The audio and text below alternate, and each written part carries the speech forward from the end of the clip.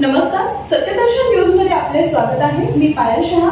एक नजर टाकूया आजच्या ठळक घडामोडीवर.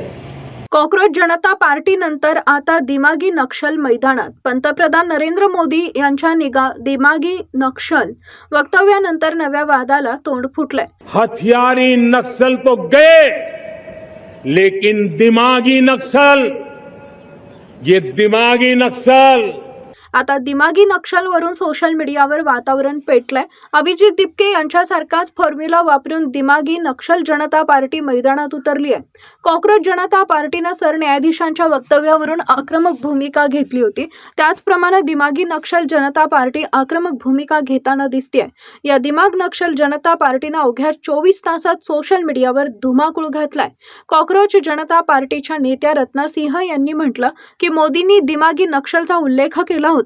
सर्व दिमागी नक्षली एकत्र आल्यावर काय होईल?